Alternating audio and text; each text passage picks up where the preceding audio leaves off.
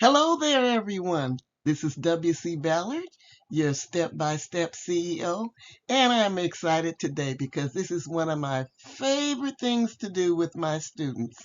Not only just teaching and mentoring them, but sharing grant opportunities for them because that helps them grow and that also helps me, I believe, become a better teacher, especially when they come back and they share their successes and their challenges, and we work through them.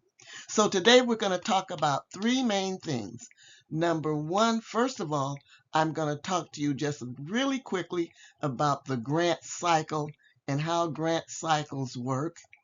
Then I'm going to share the grants that are available to apply right now. And then lastly, I'm going to give you some smart tips, some do's and some don'ts, and some things that just help you go through the grant availability process. So let's go. First, I want to talk to you about grant cycles. Why, you'll understand in just a minute. You need to understand deadlines. They come and they go, and they come back and they go. And that is the cycle of grants. The grant process follows a linear cycle that includes creating the funding opportunity, applying, making the award, and then the grantee successfully implements the award and manages it, and then the cycle comes back again. Now, the reason why I'm bringing this up is because weeks or months from now, some of you will click on this channel and say, oh, the deadline's passed. Well, really, the deadline never passes. As long as that grant is available, there is no past deadline. Yes, you might miss this one, but hold on to this. If you find one of these fits your program, keep records available about all your eligible grant funders and when their cycles come and go. Some cycle every quarter, some every 6 months, some once a year. So I wanted to share that with you before we proceed. Let's go. CTIA Wireless Foundation.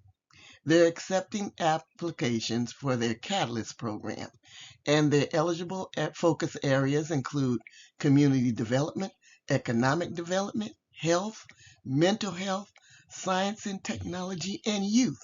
The deadline is March 4th, and the maximum grant amount is $100,000.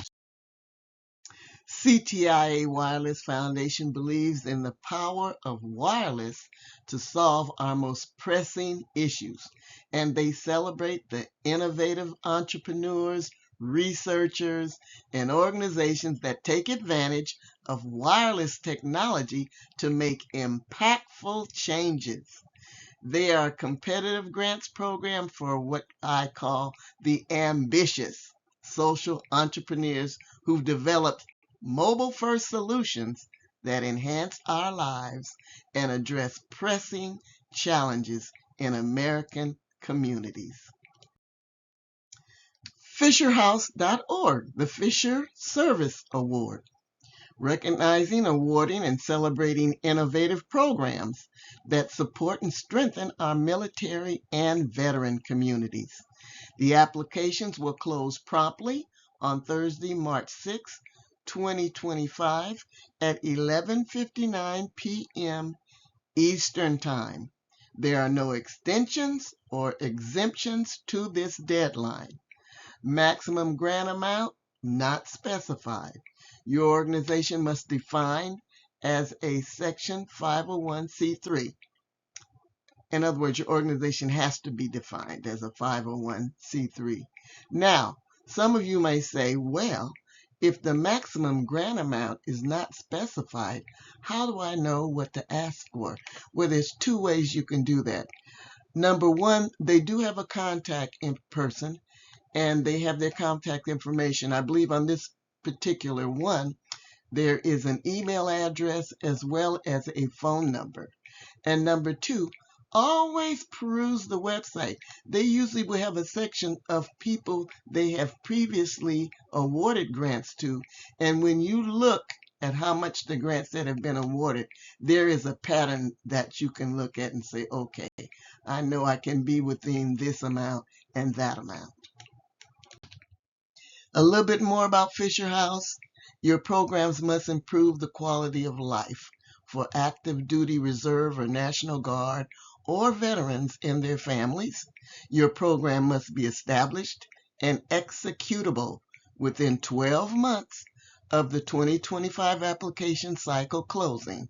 That's by March 6, 2026. Any organization proposing programs that will affect or take place on a Department of Defense installation will be asked to present documentation that their programs are approved for operation on a Department of Defense installation by the installation commander. Now, this doesn't mean that your program has to be on a Department of Defense installation. It's just clarifying those that are. Next, the Whole Kids Foundation. The Garden Grant Program. I love this program. Kids who grow veggies, eat veggies, so school gardens can make a big difference. So through the Garden Grant Program, schools turn outdoor spaces into powerful, hands-on learning gardens that connect kids with food, spark their curiosity, and support classroom curriculum. This is for K to 12 schools, either in the U.S. or in Canada. The maximum grant is $3,500. The application closes March 5th, 2025, and notification of all applicants will be August 1st, 2025 to find out if you were awarded the grant. Now, Whole Kids is dedicated to improving children's health and wellness through their nutrition. It's a project of the Whole Foods Market Foundation, which is a 501c3 nonprofit organization based in Texas. But the grants are not geographically restricted. In other words, you don't have to just be in Texas to apply for a grant. These opportunities are the first step toward meaningful school food transformations, which will grow a healthier generations. I love this, guys. They have a salad bar grant, and they have a young entrepreneurs pilot grant, and these are just two more that I listed. They actually have more on their website. So if you're interested or think you qualify in this area, you really want to go on this website. The United States Regional Art Organization Walking Together Grant. Now, this is not a federal grant. It sounds so official, but it's not a federal grant. Their focus area, arts and culture, community, education, human services, religion-related, and spirituality. And their deadline is March 18th, 2025, and the maximum grant amount is $50,000. So they have a deep connection to our regions, knowledge of our arts and culture, ecosystems, and organizations. They have long-standing partnerships with state art agencies, the National Endowment for the Arts, and so on. And as they quote on their websites, they say, we are intermediaries and service providers with track records of innovation, research, leadership, and responsiveness. And as you can see, the funding is intended to support traditional arts and folk-like activities such as visual arts, such as crafts, performing arts, such as traditional music, dance, or storytelling, food and or medicine traditions, such as agriculture, recipes, hunting, community history, or oral history to share with future generations and or larger audiences. So now that you've seen all of the grants that I've been able to show you, there'll be more forthcoming. But if you are ready to apply, go for it. Or if you want to just send the information to a friend or a coworker or a fellow grant writing, you can go for that too. But if you're not ready to write a grant or you do need more training, just come on down to my grant classes. Click on them. They're right there online. I have the information below. And by the way, there was a pet grant for a pets organization. If you want to know more about that, in the comments below, ask me about it, and I will send the information to you. Finally, the smart tips that I have for you today. Number one, there are thousands of grant opportunities. When researching, don't waste too much time on just one, unless, this is the caveat, you qualify for it. Then, of course, you're going to spend time preparing, reading, researching, and applying. 2, check your eligibility first.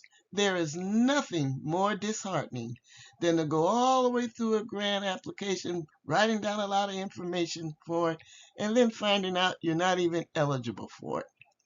Number 3, check the deadlines. You don't want to miss deadlines. You need to have a calendar.